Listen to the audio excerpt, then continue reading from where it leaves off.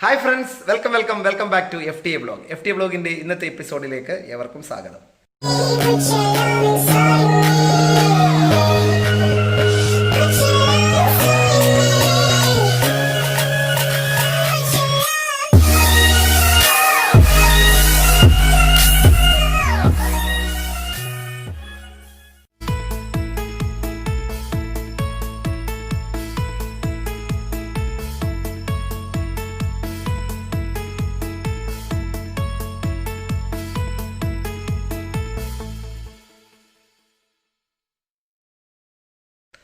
ഇന്നത്തെ എപ്പിസോഡിൽ atomic structure എന്ന് പറയുന്ന ചാപ്റ്ററിൽ മോഡൽ ഓഫ് ആറ്റത്തിനെ കുറിച്ചിട്ടാണ് വിശദീകരിക്കുന്നത്. ആറ്റത്തിന് വ്യത്യസ്ത മോഡൽ ഓഫ് ആറ്റംസ് ഉണ്ട്. ആ വ്യത്യസ്ത മോഡൽ ഓഫ് ആറ്റത്തിൻ്റെ ആദ്യത്തെ 2 മോഡൽ ഓഫ് ആറ്റത്തെക്കുറിച്ചും അതുപോലെ അറ്റോമിക് നമ്പർ, മാസ് നമ്പർ എന്നതിനെ കുറിച്ചുമായിട്ടുള്ള ഒരു ചെറിയൊരു എപ്പിസോഡാണ്. കഴിഞ്ഞ എപ്പിസോഡ് എല്ലാവരും കണ്ടിട്ടുണ്ടെന്ന് വിചാരിക്കുകയാണ്. സംശയങ്ങളുണ്ടെങ്കിൽ നിങ്ങൾക്ക് വാട്സപ്പ് ചെയ്യാവുന്നതാണ്. ഓക്കെ, എല്ലാവരും ഈ വീഡിയോ കാണുക. വീഡിയോ ഇഷ്ടമായെങ്കിൽ നിങ്ങൾ ലൈക്ക് ചെയ്യുക. ഓക്കെ, അപ്പോൾ നമുക്ക് ഡയറക്റ്റായിട്ട് ക്ലാസ്സിലേക്ക് പോകാം.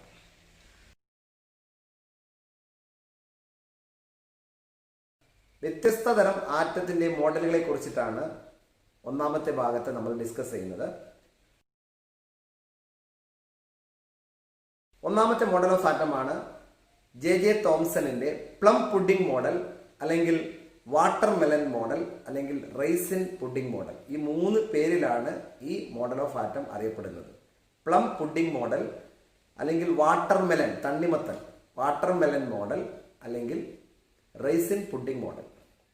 ഈ മോഡൽ ഓഫ് ആറ്റത്തിലൂടെ ജെ തോംസൺ പറയുന്നത് ആറ്റത്തിനെ ഒരു സ്ഫിയർ ആയിട്ട് കൺസിഡർ ചെയ്യുക. ആറ്റത്തിൻ്റെ എല്ലാ പോസിറ്റീവ് ചാർജും ഈ മൊത്തം സ്ഫിയറിനകത്ത് കോൺസെൻട്രേറ്റ് ചെയ്തിരിക്കുന്നു. ഇലക്ട്രോൺ ആ സ്ഫിയറിനകത്ത് അവിടെ ഇവിടെ ആയിട്ട് കാണപ്പെടുന്നു. തണ്ണിമത്തൻ്റെ ആ ഒരു റെഡിഷ് ആയിട്ടുള്ള ഭാഗം പോസിറ്റീവ് ചാർജുള്ള പാർട്ടിക്കിളാണ് എന്ന രീതിയിൽ കാണുക. ആ കറുത്ത സീഡ് എന്ന് പറയുന്നത് ഇലക്ട്രോൺ ആയിട്ട് കാണുക. അങ്ങനെ ഒരു മോഡൽ സജസ്റ്റ് ചെയ്യുമ്പം ആസ് എ ഹോൾ അത് ന്യൂട്രാലിറ്റി മെയിൻറ്റെയിൻ ചെയ്യുന്നു എന്നും കൂടി അദ്ദേഹം പറഞ്ഞിട്ടുണ്ട്. അപ്പോൾ ഈ ഒരു മോഡൽ ഓഫ് ആറ്റത്തിൽ പ്രധാനപ്പെട്ട ഒരു ഫീച്ചർ എന്ന് പറയുന്നത് പോസിറ്റീവ് ചാർജ് മൊത്തം എൻറ്റയർ ആയിട്ട് ആ ആറ്റത്തിൻ്റെ സ്ഫിയറിനകത്ത് വൈഡായിട്ട് ഇങ്ങനെ സ്പ്രെഡായിട്ടാണ് ഉള്ളത് എന്നുള്ളൊരു കൺസെപ്റ്റാണ് കൊണ്ടുവന്നത്. പക്ഷെ പിന്നീടുള്ള പല കണ്ടെത്തലുകളും ഈ ഒരു മോഡൽ ഓഫ് ആറ്റത്തിൻ്റെ ഈ ഒരു അഭിപ്രായത്തോട് യോജിക്കാതെ വന്നു. ആറ്റത്തിൻ്റെ ന്യൂട്രാലിറ്റിയെക്കുറിച്ചുള്ള കാര്യത്തിൽ സക്സസ്ഫുള്ളായി എങ്കിലും ആറ്റത്തിൻ്റെ സബ് ആറ്റോമിക് പാർട്ടിക്കിൾസിൻ്റെ ഡിസ്കവറിയും മറ്റു കാര്യങ്ങളൊക്കെ വന്നപ്പോൾ ഈ മോഡൽ ഓഫ് ആറ്റം പരാജയപ്പെട്ടു. ക്ലിയർ? അപ്പോൾ എന്താണ് തോംസന്റെ പ്ലം പുഡിംഗ് മോഡൽ, അല്ലെങ്കിൽ വാട്ടർ മെലൻ മോഡൽ, അല്ലെങ്കിൽ റൈസിൻ പുഡിംഗ് മോഡൽ എന്ന് ചോദിച്ചാൽ നിങ്ങൾ പറയേണ്ടത്, according to this model of atom is considered as a sphere and all the positive charge is spread throughout the sphere and electrons are embedded in it. Embedded എന്ന് പറഞ്ഞു കഴിഞ്ഞാൽ അവിടെ ഇവിടെയായിട്ട് കാണപ്പെടുക. It is successfully explained the neutrality of atom but failed to explain the exact position of subatomic particle and etc. Okay, ഇതാണ് നമ്മൾ ഇതിനെക്കുറിച്ച് ചോദിച്ചു കഴിഞ്ഞാൽ നമ്മൾ എഴുതേണ്ടത്. റെഡി? യെസ്. ഇനി നമ്മൾ പറയാൻ പോകുന്നത് രണ്ടാമത്തെ മോഡൽ ഓഫ് ആറ്റമാണ്. രണ്ടാമത്തെ മോഡൽ ഓഫ് ആറ്റം എന്ന് പറയുന്നത് റൂദർഫോർഡ് മോഡൽ ഓഫ് ആറ്റം. ഈ Rutherford model of atom explain ചെയ്യുന്നത് ഒരു എക്സ്പെരിമെന്റിലൂടെയാണ്. അതിനെയാണ് ആൽഫ സ്കാറ്ററിംഗ് എക്സ്പെരിമെന്റ്, അല്ലെങ്കിൽ ഗോൾഡ് ഫോയിൽ എക്സ്പെരിമെന്റ് എന്ന് വിളിക്കുക. അപ്പോൾ Rutherford model of atom is based on alpha scattering experiment or gold foil experiment. ഇതിനെക്കുറിച്ച് നമ്മൾ മനസ്സിലാക്കേണ്ടത് 4 കാര്യങ്ങളാണ്. 1, എക്സ്പെരിമെന്റൽ സെറ്റപ്പ്. 2, എക്സ്പെരിമെന്റിലെ ഒബ്സർവേഷൻ. 3, അതിൽ നിന്ന് കിട്ടുന്ന അനുമാനം അഥവാ ഇൻഫറൻസ്. 4, അങ്ങനെയാണെങ്കിൽ എന്താണ് റൂദർഫോർഡ് മോഡൽ ഓഫ് ആറ്റത്തിൻ്റെ പോസ്റ്റുലേറ്റുകൾ. അപ്പോൾ 4 കാര്യങ്ങളാണ് ഇതിനകത്ത് പഠിക്കാനുള്ളത് എന്ന് നിങ്ങൾ ആദ്യമേ ഓർത്ത് വെക്കുക. അപ്പോൾ അതിലൊന്നാമത്താണ് എക്സ്പെരിമെന്റൽ സെറ്റപ്പ്. അതിനു വേണ്ടിയിട്ട് ഇവിടെ കാണുന്നത് പോലെ ഒരു ആൽഫ റേഡിയേഷൻ പ്രൊഡ്യൂസ് ചെയ്യുന്ന ഒരു സോഴ്സ് വേണം. High energy alpha radiation pass ചെയ്യാൻ വേണ്ടിയിട്ട് ഒരു സോഴ്സ് വേണം. അത് കടന്നു പോകാൻ വേണ്ടിയിട്ട് ഒരു സ്ലിറ്റ് വേണം. ആ റേഡിയേഷൻ വന്ന് പതിക്കുന്നതിന് വേണ്ടിയിട്ട് ഒരു ഗോൾഡ് ഫോയിൽ വേണം. ആ ഗോൾഡ് ഫോയിലിന് ചുറ്റുമായിട്ട് സർക്കുലാർ ഷേപ്പിൽ ഒരു ഫോട്ടോഗ്രാഫിക് ഫിലിമും കൂടി വെക്കണം. ഇപ്പോൾ ഗോൾഡ് ഫോയിലിൽ ആൽഫ റേഡിയേഷൻ പോയി ഇടിച്ചിട്ട് അവിടെ നിന്ന് ഡിഫ്ലക്റ്റ് ചെയ്യുന്ന റേഡിയേഷൻസ് വന്ന് പതിക്കുന്നത് എവിടെയാണ്? ഈ ഒരു ഫോട്ടോഗ്രാഫിക് ഫിലിമിലാണ്. അപ്പോൾ അതിനകത്തുള്ള ഒരു ടൈനി ഫ്ലാഷ് കാണുമ്പോൾ, ലൈറ്റ് കാണുമ്പോൾ നമുക്ക് അവിടെ വന്ന് ഇടിച്ചിട്ടുണ്ട് എന്ന് മനസ്സിലാക്കാൻ പറ്റും. അപ്പം ആൽഫ സ്കാറ്ററിംഗ് എക്സ്പെരിമെന്റിന്റെ എക്സ്പെരിമെന്റൽ സെറ്റപ്പ് മനസ്സിലായല്ലോ. ഒരു ആൽഫ പ്രൊഡ്യൂസിങ് സോഴ്സ്, ഒരു സ്ലിറ്റ്, ഇത് കടന്നു പോകുന്നത് സുഷിരത്തിലൂടെ കടത്തി വിടാൻ വേണ്ടിയിട്ടാണ് ആ ചെറിയൊരു ദ്വാരമുള്ള ഒരു പ്ലേറ്റ്, അതിനാണ് സ്ലിറ്റ് എന്ന് വിളിക്കുന്നത്. പിന്നെയോ ഒരു ഫോട്ടോഗ്രാഫിക് ഫിലിം, അതിന്റെ സെൻട്രലായിട്ട് ഒരു നേരിയ ഗോൾഡ് ഫോയിൽ. അങ്ങനെ ഗോൾഡ് ഫോയിൽ ഉപയോഗിക്കുന്നതുകൊണ്ടാണ് ഗോൾഡ് ഫോയിൽ എക്സ്പെരിമെന്റ് എന്ന് വിളിക്കുന്നത്. ആൽഫ സോഴ്സ് റേഡിയേഷൻസ് ഉപയോഗിക്കുന്നതുകൊണ്ടാണ് ആൽഫ സ്കാറ്ററിംഗ്, അത് അവിടെ പോയിട്ട് അതിൽ തട്ടിയിട്ട് സ്കാറ്റർ ചെയ്യുന്നതുകൊണ്ടാണ് ആൽഫ സ്കാറ്ററിംഗ് എക്സ്പെരിമെന്റ് എന്ന് വിളിക്കുന്നത്. ഓക്കെ, അപ്പൊ അത് മനസ്സിലായി. ഇനി രണ്ടാമത്തെ ഭാഗം എന്താണ്? ഒബ്സർവേഷൻ. ഇതിന്റെ ഒബ്സർവേഷൻ എന്ന് പറഞ്ഞു കഴിഞ്ഞാൽ ഗോൾഡ് ഫോയിലിനകത്തൂടെ ഈ റേഡിയേഷൻ കടന്നു പോകുന്നു. അപ്പോൾ ആ ഗോൾഡ് ഫോയിലൂടെ റേഡിയേഷൻ കടന്നു പോകുമ്പോൾ ഈ ഗോൾഡ് ഫോയിലിനകത്ത് ഒരുപാട് ഗോൾഡ് ആറ്റംസ് ഉണ്ടാവും. ഈ കാണുന്നത് പോലെ ഒരുപാട് ഗോൾഡ് ആറ്റംസ് ഉണ്ടാവും. നമ്മളത് മനസ്സിലാക്കണം. ഈ ഗോൾഡ് ഫോയിലൂടെ ആൽഫ റേഡിയേഷൻ കടന്നു പോകുന്നത് നമ്മളൊന്ന് ചിന്തിക്കുക. അപ്പോൾ ഈ കാണുന്ന പോലെ ഒരുപാട് ഗോൾഡ് ആറ്റംസ് ഉണ്ടാവും. ഓക്കെ, അപ്പൊ ഗോൾഡ് ആറ്റത്തിൽ ഇവിടെ റേഡിയേഷൻ കടന്നു പോകുമ്പോൾ കാണുന്ന ഒബ്സർവേഷൻ എന്ന് പറയുന്നത്, അല്ലെങ്കിൽ അതിനകത്തേക്ക് ആൽഫ റേഡിയേഷൻ വന്ന് ഇടിക്കുമ്പോൾ സംഭവിക്കുന്നത്, ഒന്നാമത് most of the alpha radiation travel in straight line. മിക്കവാറും ആൽഫ റേഡിയേഷൻ നേരെ കടന്നു പോകുന്നുണ്ട്. രണ്ട്, some of alpha radiation, very few fraction of alpha particle deflected in smaller angles. ചില ആൽഫ റേഡിയേഷൻസ് അതിലൂടെ കടന്നു പോകുമ്പോൾ ചെരിഞ്ഞു പോകുന്നു.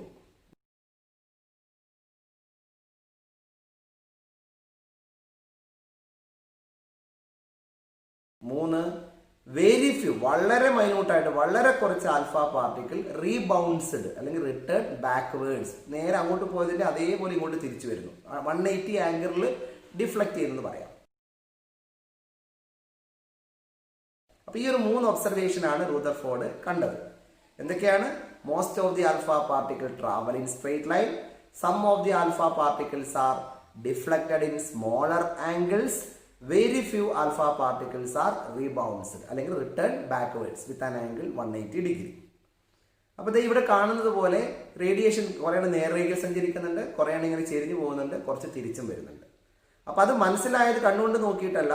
നേരെ പോകുന്ന റേഡിയേഷൻസ് നേരെ ബാക്കിലുള്ള ഫോട്ടോഗ്രാഫിക് ഫിലിമിൽ ഇടിക്കും, ഡിഫ്ലക്ട് ചെയ്യുന്നത് സൈഡിലേക്ക് ഇടിക്കും, തിരിച്ചു വരുന്നത് ആദ്യ ഭാഗത്തുള്ള ഫോട്ടോഗ്രാഫിക് പ്ലേറ്റ് സ്റ്റാർട്ടിങ്ങിന്റെ ഭാഗത്തേക്ക് തിരിച്ചു വരുന്നത് അവിടെ പോയിട്ട് ഇടിക്കും. അങ്ങനെ അവിടെയുള്ള ലൈറ്റിന്റെ ഫ്ലാഷിൽ നിന്നുമാണ് ഇങ്ങനെയൊക്കെ സംഭവിക്കുന്നതെന്ന് മനസ്സിലായത്.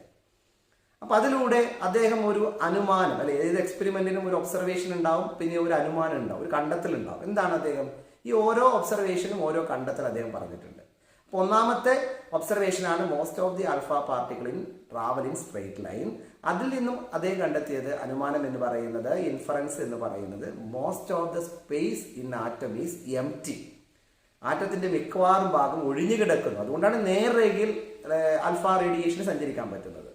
രണ്ടാമത്തെ ഒബ്സർവേഷൻ ആയ some of alpha particle deflected in smaller angle എന്ന് പറയുമ്പോൾ ഈ ആൽഫ പാർട്ടിക്കിളിന്റെ ചാർജ് പോസിറ്റീവാണ്. അപ്പൊ സെന്ററിൽ എന്തോ ഒരു പോസിറ്റീവായ ചാർജുള്ള സാധനമുണ്ട്. അപ്പൊ പോസിറ്റീവും എന്ത് ചെയ്യും? റിപ്പൽ ചെയ്യും, അല്ലെ, സെയിം ചാർജ് റിപ്പൽ ചെയ്യും. അപ്പൊ there is A central positively charged particle ഉണ്ട് എന്ന് മനസ്സിലാക്കി. അതുകൊണ്ടാണല്ലോ ഡിഫ്ലക്ട് ചെയ്യുന്നത്. ആൽഫ പാർട്ടിക്കിൾസിന്റെ ചാർജ് പോസിറ്റീവാണ്, ഈ സെന്റർ പോസിറ്റീവായ ഭാഗവും പോസിറ്റീവാണ്, സെന്ററായ ഭാഗവും ഈ ഒരു സെന്ററിൽ എന്തോ ഒരു പോസിറ്റീവായ സാധനമുണ്ട്, അതുകൊണ്ടാണ് ഇത് ഡിഫ്ലക്ട് ചെയ്യുന്നത്. ഓക്കെ, അപ്പൊ അങ്ങനെ സെന്ററിൽ ഒരു പോസിറ്റീവായ പാർട്ട് ഉണ്ട് എന്നൊരു കണ്ടെത്തലാണ് ഈ ഒരു രണ്ടാമത്തെ ഒബ്സർവേഷനിൽ നിന്ന് കിട്ടുന്നത്. ഇനി മൂന്നാമത്തെ ഒബ്സർവേഷൻ എന്താണ് അനുമാനിക്കേണ്ടത്? Very few alpha particle return backwards.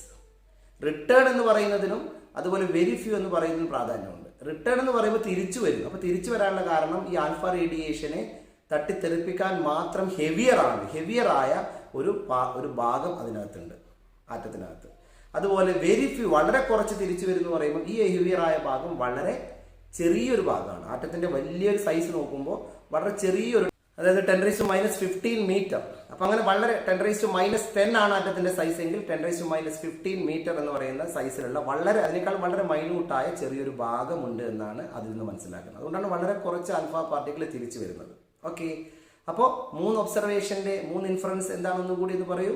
Observation കൂടി ചേർത്ത് ഞാൻ പറയാം.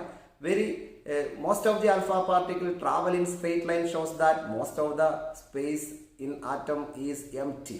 2. Some of the alpha particle are deflected in smaller angle shows that there is a central positively charged part. 3. Very few alpha particles are rebounded shows that the central positively charged part is heavier and smaller. Okay.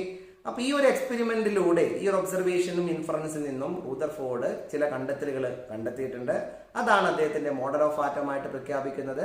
അപ്പോൾ Rutherford model of atom എന്നാൽ എന്ത് എന്ന് ചോദിച്ചു കഴിഞ്ഞാൽ നമ്മൾ answer പറയേണ്ടത് താഴെ പറയുന്ന കാര്യങ്ങളാണ്.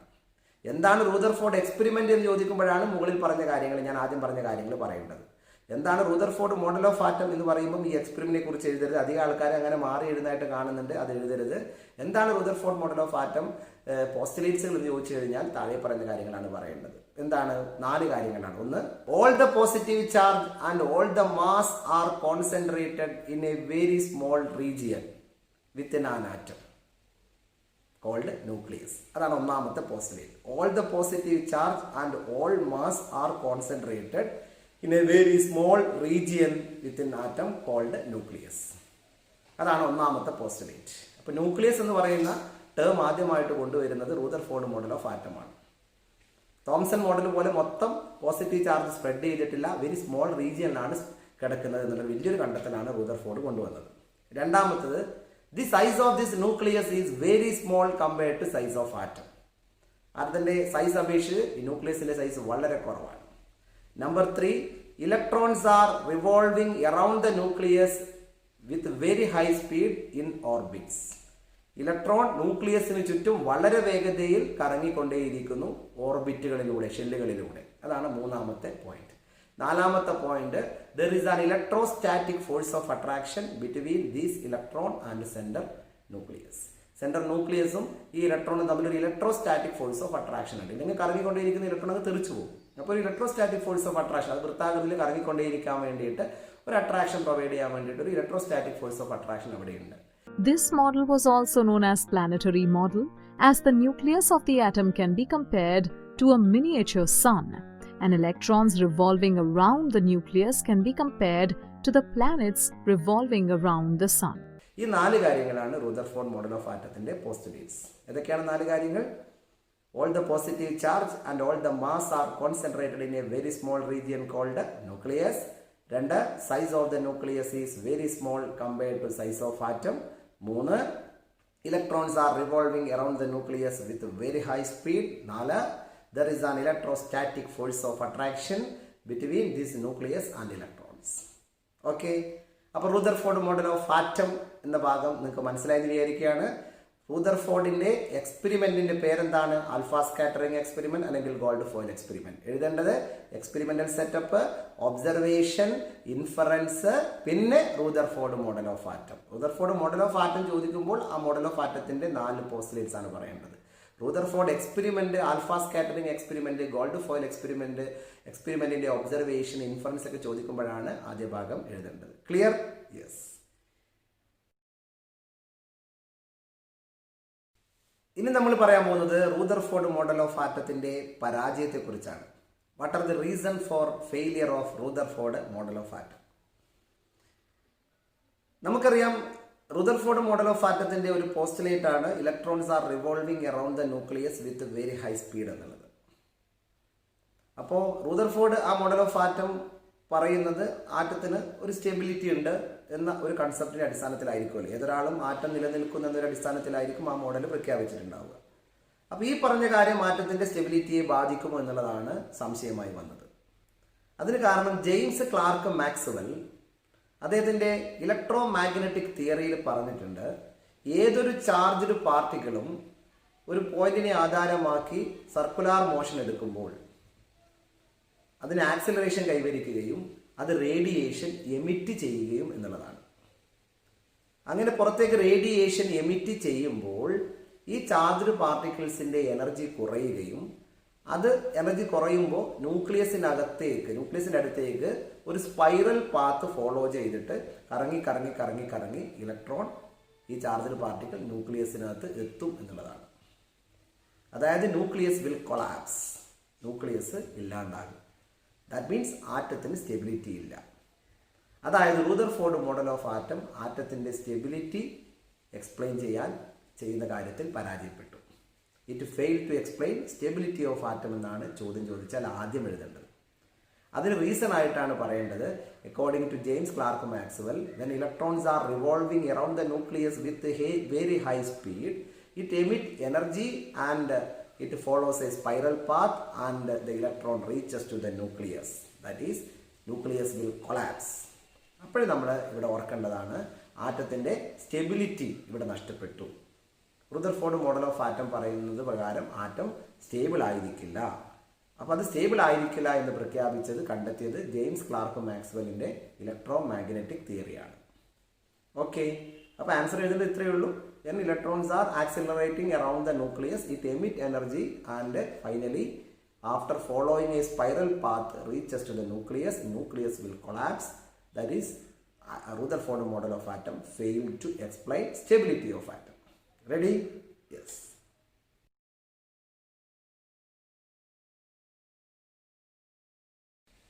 ന്യൂക്ലിയസിൻ്റെ ചാർജ് പോസിറ്റീവ് ആണെന്ന് പറഞ്ഞു. ഈ പോസിറ്റീവായ ചാർജ് ന്യൂക്ലിയസിന് ഉണ്ടാവാനുള്ള കാരണം അതിനകത്തുള്ള പ്രോട്ടോണാണ്.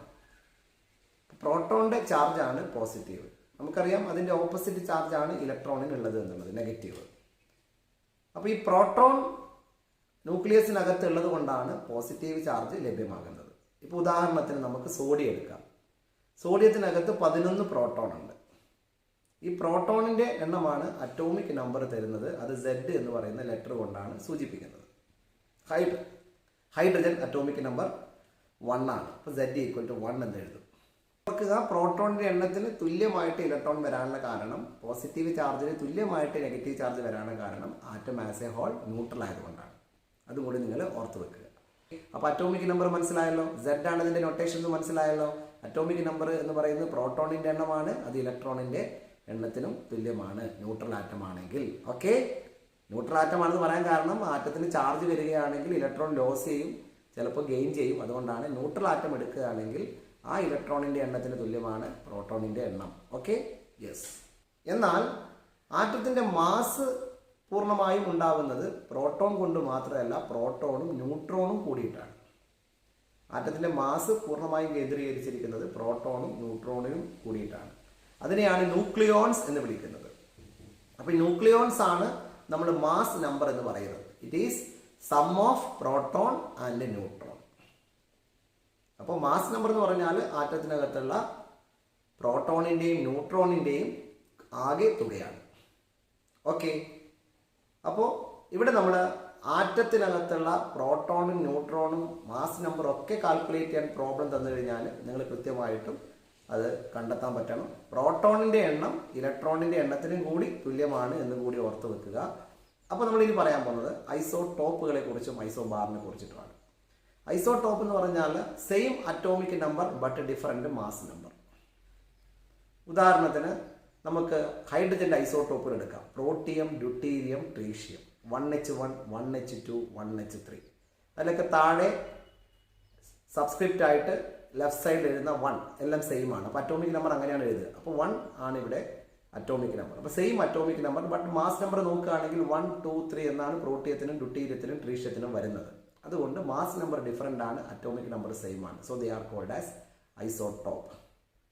ഓക്കെ, കാർബൺ ഐസോടോപ്പുകളാണ് 6C12, 6C13, 6C14. 6 atomic number same ആണ്, പക്ഷേ 12, 13, 14 ആണ് അതിന് മാസ് നമ്പർ വരുന്നുണ്ട്. അപ്പോൾ കാർബൺ ഐസോടോപ്പ് മനസ്സിലായി, ഹൈഡ്രജൻ ഐസോടോപ്പ് മനസ്സിലായി. ഐസോടോപ്പ് എന്ന് പറഞ്ഞാൽ same atomic number but different mass number. ഇനി നമ്മൾ ഐസോബാറിലേക്ക് പോവാണ്. Same mass number but different atomic number. നേരെ തിരിച്ച്, ഐസോടോപ്പിൻ്റെ നേരെ റിവേഴ്സ്, അതാണ് isobar. Same mass number but different atomic number. ഉദാഹരണത്തിന് കാർബണും നൈട്രജനും 6C12ഉം 6C14ഉം 7N14ഉം. 6C14 എന്ന് പറയുന്നത് കാർബണിന്റെ ഒരു ഐസോടോപ്പാണ്, നേരത്തെ പറഞ്ഞു. ആ 6C14ഉം നൈട്രജന് 7N14 എടുക്കുകയാണെങ്കിൽ 14 രണ്ടിന്റെയും മാസ് നമ്പർ സെയിം ആണ്. പക്ഷേ അറ്റോമിക് നമ്പർ ഒന്ന് 6 ആണ്, മറ്റത് 7 ആണ്. ഒന്ന് കാർബൺ ആണ്, മറ്റത് നൈട്രജൻ ആണ്. So they are called as isobar. Same mass number but different atomic number is called isobar. Same atomic number but different mass is called isotope. Ready? Yes.